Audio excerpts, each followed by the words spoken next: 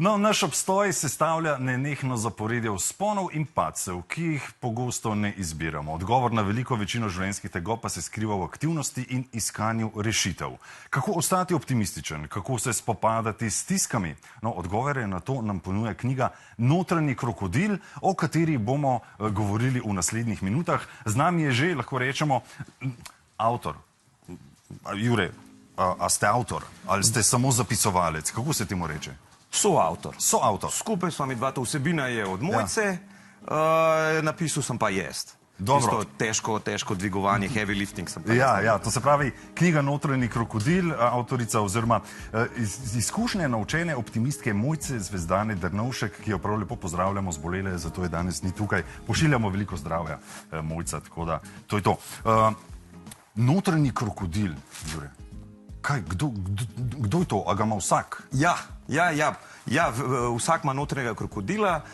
To je v bistvu nek del, to je tisto najstarejši del naših možganov, reptilski možgani se temu reče.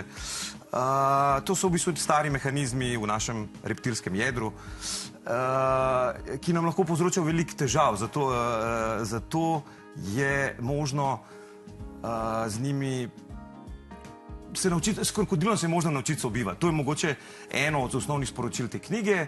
Pa tudi krokodil ni nujno ta naš, Mojca prav, da niti ni važno, mu rečemo notranji plazilec, notranji kuščar, notranji dinozaver, notranji krokodil, meni osebno je krokodil najljubše. Glede na to, kakšne težave nam dela preko teh mehanizmov, ki jih ima na voljo za vpliv na nas, torej preko tesnobe, preko jeze, groze, lahko mi hitro dobimo občutek, da je ta del nas, ta krokodil, da je hudoben ali pa nor. Ampak ni nujno, to je v resnici zelo dober preživetveni mehanizem. On je prvinski še vedno. Ja, to je prvinski, to je najprvinski del nas. In v njem tudi počiva ogromno naše zmožnosti za uživanje v življenju, za veselje. Tako da v bistvu je prav ena, bi rekel, naših ključnih nalog, če želimo biti in dobri zase in do okolice, da se naučimo malo bolj sobivati s tem krokodilom. Ja, mene je fasciniralo, noter so prav recepti, kako ga lahko pod narekovaj prinesemo naokrog. Ja. Zdaj vemo, plazilc ali beži ali pa lovi. Drugega pravzaprav ne dela, razen ko se sonči na skali. In ja, dajmo krokodilu tisto, kako bi temu rekel, satisfakcijo, tisto zadovoljstvo s tem, da gremo mi teč. S tem ga nekako napolnimo. V bistvu ja, tako. Po eni strani vse te njegove, bomo rekli, skrbi pa tegobe preglasimo s plimo endorfinov, po drugi strani pa je krokodil strašno vesel, če smo mi malo bolj mišičasti, recimo, če smo mi malo bolj fit. Pa se on čuti mnogo manj ogroženega, ker veliko večino težav, kar nam krokodil povzroča, nam povzroča, ker v bistvu mu je težko, se on ne želi slabo. On bi sam rečel, kot si super rekel, na eni skalci, tam bi on se malo sončil, pa kaj čveknul, in v bistvu v tem okolju modernem bi to čist lahko počel, zelo učinkovito, samo nekako se mi zdi, da se niso nas naučili teh reči. Kar je meni malo škoda, ker smo hodili v šolo kar dolg, pa teh osnov, takrat so bile že znane, ko smo bili recimo mi v šoli, ampak vsekakor se pa da zelo zmernim vložkom dela, se da ogromen, predvsem si moramo narediti prijatelja iz krokodila. Absolutno. Pol, ko smo s tem kroksom, kot mu Mojca pravi, ko smo prijatelji, pa je res toliko lažje, ker v bistvu če gledamo, življenje je zelo stresno, ampak če bi pa šli analizirati, koliko stresa je objektivnega, koliko se ga pa sami povzročamo, zato tudi, ker imamo, se nisem krokodil, mi imamo tudi potem je recimo razdelan koncept notranjega kritika, notranjega priganjavca, to so potem mečkam bolj napredne strukture, ki dojmujejo v prednem režnju večinoma, ampak to vse, to samo, ker živimo v povsem precej po bezlalem okolju, bomo rekli, ne mislim Slovenci, ampak pretimač vsi zdaj, imamo preprosto samo te notranje strukture, imamo neukročene, neuzgojene in škoda je, veliko se da narediti.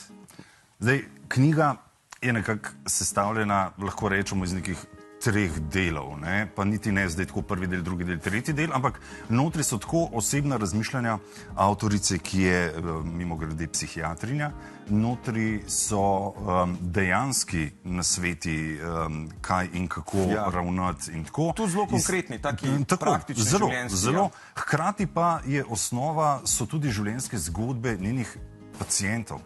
Ne, tako pozitivne kot negativne in s tem se nekako človek potem poistoveti. Kdo je pravzaprav to knjigo sestavil? Ste jo vi? Sestavil sem jo jaz. Sestavil sem jo jaz. In v bistvu na podlagi, tu se je treba kar dolg, mislim, skoraj 1 leto so se redno pogovarjala po Skypeu, ne, ampak predvsem stvar v tem, Mojca je bila, bom rekel, noseča s to knjigo. Res je bila noseča s to knjigo in to se redko zgodi, da je nekdo tako pripravljen, da ona je celo življenje je v bistvu posvetila 2 rečem, bi jaz rekel. Študiranju, takmo, tudi čisto osebno, je res jo zanimalo pronicati v to srž človeške misterije, ne, ona je res vse brala, napredne študije, knjige, res, ne. Po drugi del, ki mu je posvetila življenje, je pa služenje skupnosti, ne, in pač skozi to služenje skupnosti, skozi njeno, se ona je, mislim, v bistvu treba povedati, ona je na svojem področju zelo, mnogi ji priznavajo legendarni status in predvsem zaradi njene naprednosti, ne. In pač, kar se je nabralo skozi desetletja služenja skupnosti preko pomoči pacientov, ne, destilat tega, predvsem so pa luštne zgodbe, ne, zelo so take življenjske. Ni to neka suha teorija, ampak ljudje z zelo perečimi, zelo konkretnimi težavami so prišli do nje, kakšni, ki so bili v bistvu že onkraj roba zloma, pa se je ponavadi dal pomagati.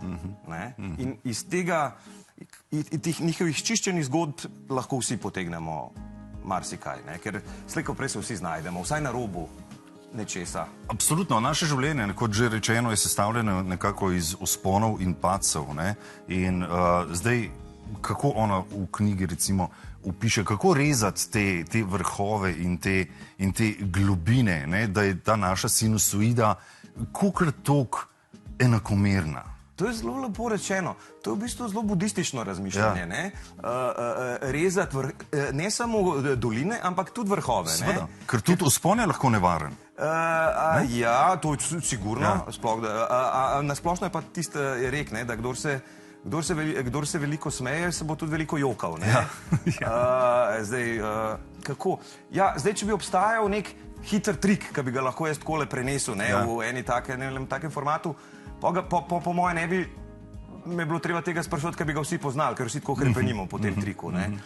Ampak po drugi strani treba je pač delati na sebi, pa predvsem veliko raziskovati, brati. Jaz osebno bi pa primaknil še meditacijo.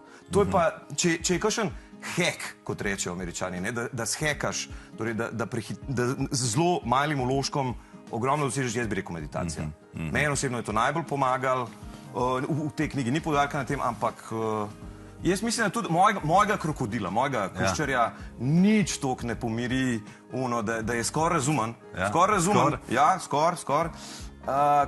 meditacija. Meditacija.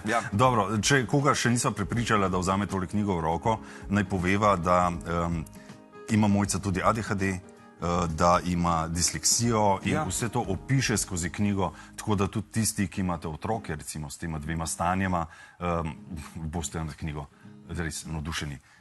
Hvala lepa, Jure. Hvala vam. Pozdravite Mojco in naslednjič upam, da pridete v kompletu z novo knjigo. Ok, super. Ja, je že plano. Že? Ja. Res? Ja. Že veva točno vse, kaj bova povedala. Odlično. Hvala lepa. Lep dan. Srečno.